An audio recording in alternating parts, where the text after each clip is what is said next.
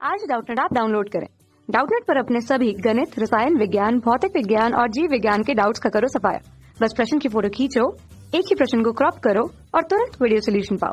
अभी डाउनलोड करें। हेलो दोस्तों, आइए देखते हैं एक प्रश्न। सिद्ध कीजिए tan inverse 1/2 plus tan inverse 1/3 बराबर है sine inverse 1/√5 plus cot inverse 3 और ये बराबर है पाई/4 के। तो इसके लिए हम क्या यहाँ पर इसको सिद्ध करने के लिए कैसे करेंगे? सबसे पहले तो मैं आपको सूत्र बता देता हूँ। tan इनवर्स x, ठीक है, प्लस tan इनवर्स y का। तो tan inverse x plus tan inverse y का सूत्र क्या होता है? tan इनवर्स, ठीक है, x प्लस y और बटे में क्या होता है? 1 माइनस एक्स वाई, ठीक है। अब यही सूत्र हम यहाँ पर लगाएंगे। तो जो हमारा यहाँ पर पहला भाग है, ठीक है, प्रथम भाग, वो क्या है? ये है यहाँ पर हमारा tan inverse 1/2 plus tan inverse 1/3, ये है, ठीक है। तो जब हम यहाँ पर ये सूत्र लगाएंगे तो इसको हम क्या लिख सकते हैं बताइए? इसको हम लिख सकते हैं tan इनवर्स, देखिए, 1/2 प्लस 1/3, ये हो गया। ये तो x प्लस वाई हो गया। अब बटे में 1 माइनस एक्स वाई भी आना है, तो इसके बटे में क्या आ जाएगा? 1 माइनस 1/2 गुणा में 1/3, ठीक है, ये पूरा आ गया। अब इसके बाद इसको हम क्या लिख सकते हैं? tan इनवर्स, ठीक है, और ऊपर अब हमें यहाँ पर एलसीएम लेना पड़ेगा। तो 2 और 3 का एलसीएम कितना आ जाएगा? 6। और फिर जब इसको भाग देंगे तो ये 3 आएगा और 3 की गुणा 1 में होगी तो यह हो जाएगा 3 एकम 3।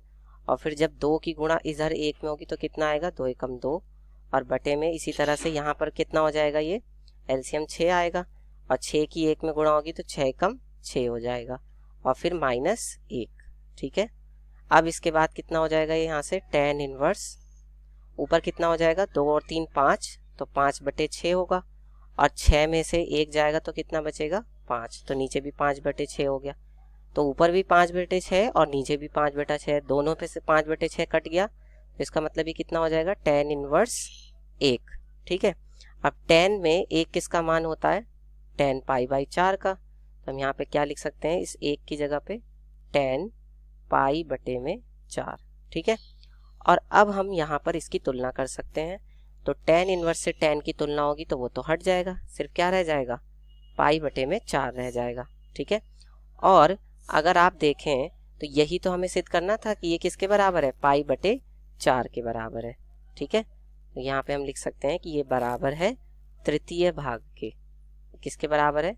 तृतीय भाग के बराबर है, ठीक है। अब हम यहाँ पर दूसरा भाग लेते हैं। तो दूसरे भाग में हमें क्या दिया गया है? द्वितीय भाग, ठीक है। तो दूसरे भाग में हमें यहाँ पर दिया गया है sine inverse 1/√5 plus cot inverse 3, ठीक है। यहाँ पे हम लिखते हैं साइन इनवर्स 1/√5 और प्लस कॉट इनवर्स क्या? 3, ठीक है। अब हमें साइन और कॉट का अलग अलग सूत्र क्या कैसे लगाएंगे? यहाँ पे या तो दोनों ही साइन में होते, या दोनों ही tan में होते, या दोनों कॉट में होते, तब हम सूत्र लगा सकते थे। तो हम क्या करेंगे कि हम इसको एक ही त्रिकोणमितीय फलन में बदल लेंगे। तो जो ये साइन इनवर्स 1/√5 दिया है, इसको हम क्या लिख सकते हैं? मान लेते हैं, माना थीटा बराबर साइन इनवर्स 1/√5, ठीक है। अब यहाँ से क्या होगा? जब मैं साइन थीटा का मान निकालूंगा तो साइन थीटा बराबर कितना हो जाएगा? 1/√5 हो जाएगा, ठीक है।